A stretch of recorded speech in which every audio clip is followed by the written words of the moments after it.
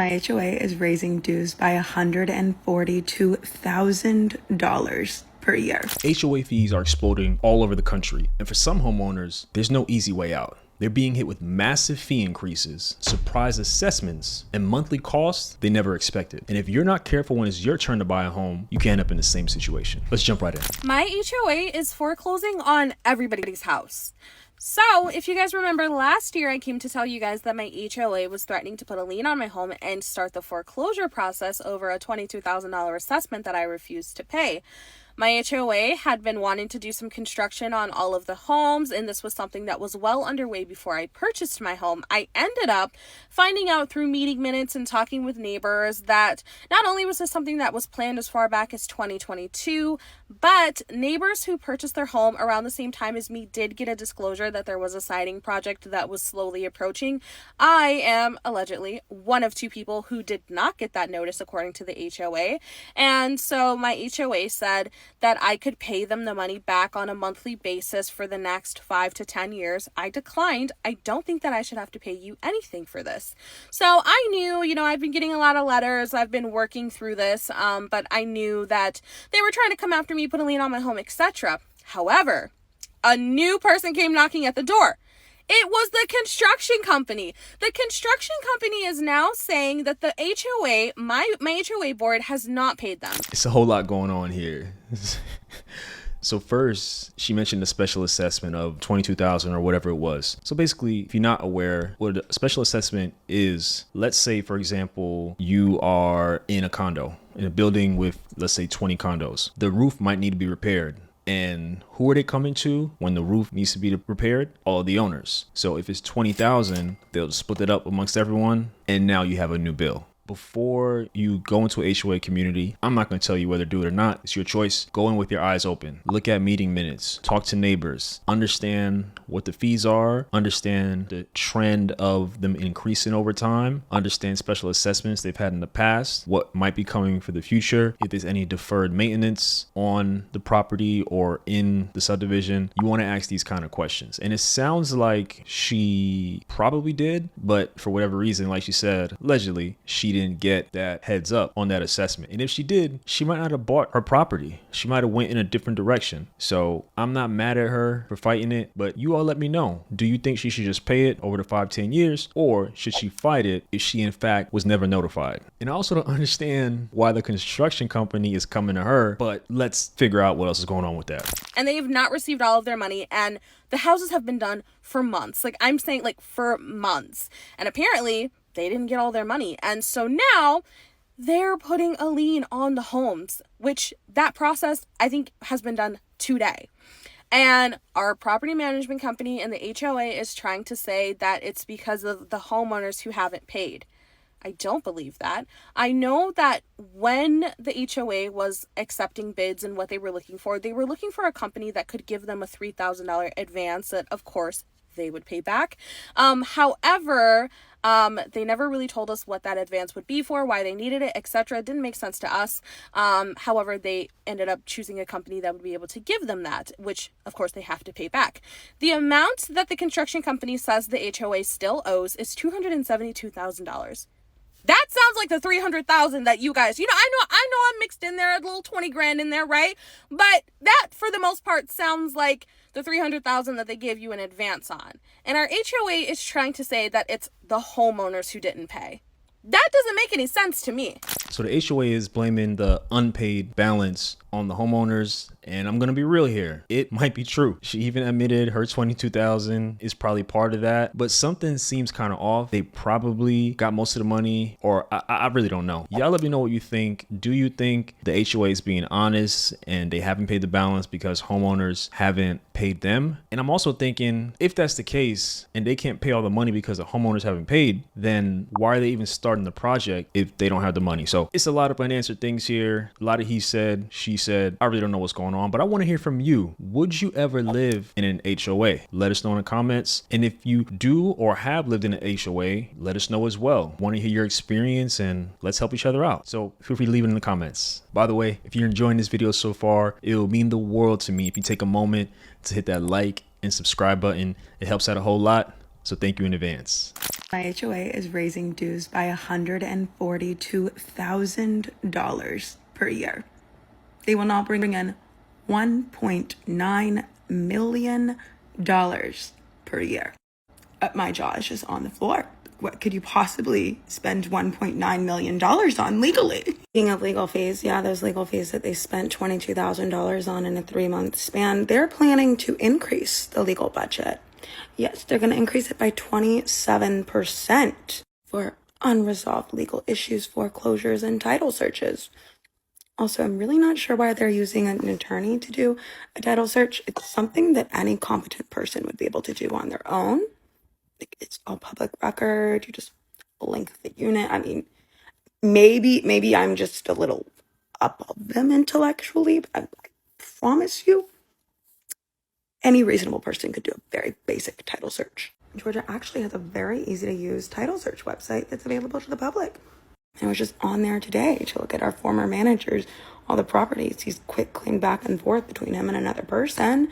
And the fact that he owns a unit in the very building that he manages, crazy. He's owned that unit since 2006.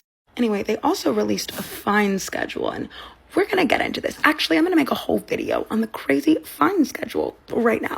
So first, it sounds like I need to find that video on the fine schedule. Maybe we'll feature that next time, but a lot going on here. So it's very interesting to me, like she said, that they are hiring a lawyer to do title searches if the title for a home can be searched independently by an individual. I would figure somebody who's on the HOA board will be able to do that simple task. And I'm curious about all these legal disputes and what's happening. Are these settlements? Are these just paying lawyers for various tasks? I'm curious to know more about this, which is why I strongly encourage you to understand the budget, what they're spending money on, lawsuits, all those things that have taken place within a HOA before you join one, before you buy a property within one. If that's what you want to do, you need to really understand. And if you live in an HOA community, get involved, right? You're paying your money for it. That's a choice you made. I'm not going to tell you it's a good or bad choice, but get involved. I'm not even saying you need to be within leadership, but go to the meetings. Ask questions, apply pressure, ask the hard questions, because it's your money and you need to make sure that it's going to use and that they are fulfilling the promises that they made to the community. But you let me know, do you think her particular HOA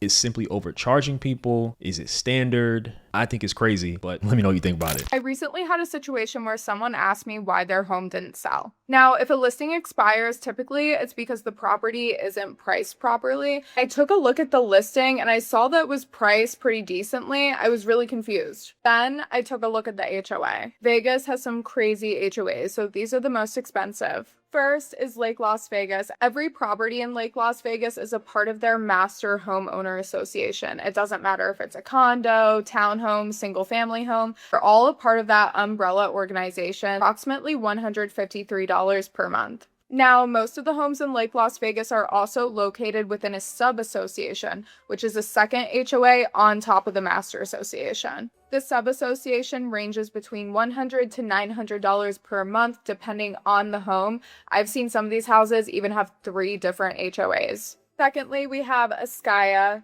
Askaya now has a situation where certain newer homes have 2 HOA dues on top of the main community.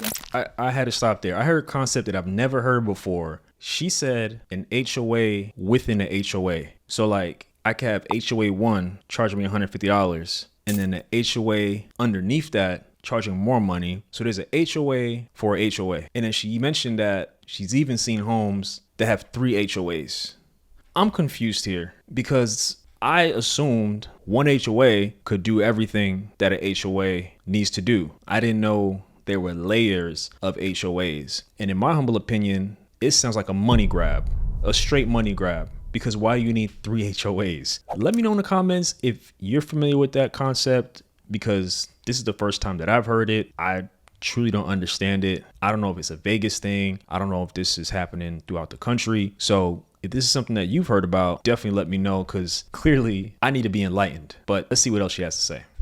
They are the Canyon Residence Communities. They're featuring penthouse style homes, villas, garden homes. The main association has monthly dues of $800 to $1,000. This includes their clubhouse, private gym, restaurant, and the new Canyon residences have their own separate amenities that residents have to pay an additional $400 to $600 per month. Lastly, if you've driven past Tivoli Village and wondered what are these two buildings, they are luxury high-rise condos. Arguably the most expensive HOA dues, with the lowest I saw being $2,758 and the highest being $3,979. It is very resort style at these condos. They have their own concierge services, valet, security. This is their indoor jacuzzi, but they also have indoor pools, outdoor pools, and social areas. I can't help but notice that this building looks like the setting for the traders. Like, this is literally the round table. The way Lisa Rinna would be in this wine cellar, like, back to Dubai you go. What do you think? Would you pay an HOA for all these amenities? All right, so if I'm paying thousands of dollars for an HOA, I'm gonna need weekly massages, daily breakfast catered to my unit. I'm gonna need laundry service. I'm gonna need dry cleaning, because I'm not paying all that money personally, just me, for a gym, for a couple of pools, a little jacuzzi. I'm not paying all that extra for some water, okay? I need a personal trainer a couple times a month. Like, if I'm paying thousands for an HOA, you need to give me some extra stuff, okay? But for those of you who are currently living in an HOA, or maybe you've lived in several HOAs, what is the highest that you've paid for an HOA? I'm curious to know what's out there and if anybody's had the experience of maybe these luxury HOAs. Now, in addition to keeping things in mind like the HOA dues, the history, the budget, the board meetings, and all those things, before you even get into all that, it's incredibly important to find a good realtor to help you navigate through this experience of buying a home, condo, or whatever it is you want to buy. If you plan to buy in the next 6 months to a year, I'd love to help you find a realtor in your area. If you're interested in that, the link is in the pinned comment. Unfortunately, our HOA went up again. A little over 5 years ago when we moved in, it was $110 for that first year. And then the second year, it went up substantially. I don't complain much about HOA because even though they don't supply anything really for us, it feels like we also don't pay much. You know, I know the amount that we pay. Some people pay that every single month or double that, and we pay it on an annual basis. For the year 2026, we have to pay $245 for the year. Not much, but we don't get much. I kind of feel like they're there just because they have to be there. If you want a new house, most likely you're going to end up having an HOA. That's really just the way it is. But I do know that there's people in the neighborhood. We all talk, you know, people are annoyed that it continues to go up and it feels like it's nothing in return. I get that they have expenses, but I need to look at that budget again and see what it is, because I think that a lot of homeowners have different type of connections where we could try to get that cost down. There are some people in the neighborhood who are now associated with the HOA board or however you call it, but ultimately all dues are still paid to the company. And previously we were advised that there's some people in the neighborhood who don't pay their dues, so that's also considered if they don't pay, which I'm like, what happens to them?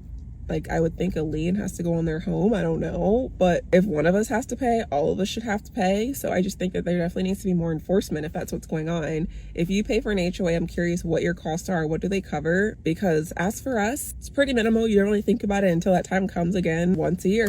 I don't care if it's $12 a year. If I'm getting nothing in return, cancel the subscription, right? This HOA sounds like a subscription that you forget you have every year and you realize you're not using it. I mean, I figured she would say, you know, maybe they cut the grass, maybe to keep the area clean, but it sounds like they do nothing and the residents get nothing. So yeah, it's only $245 or whatever she said, and that's actually extremely minimal for an HOA on an annual basis. I'm actually very curious to know where she lives and what the setup is, because I've never heard of one that cheap over the course of the year, but it sounds like they do absolutely nothing and she's been there for some years now. So hopefully she can get more involved and understand where the money's going and all those kind of things, because what expenses do they have? I don't know. Doesn't seem like she knows either, but $240 something for a month, I wouldn't want to pay that if you're not doing anything. So maybe she could be involved and start holding their feet to the fire and making sure stuff's getting done. But what would you think if you were paying $240 or so on an annual basis for an HOA? Would you just not care because it's not that much money,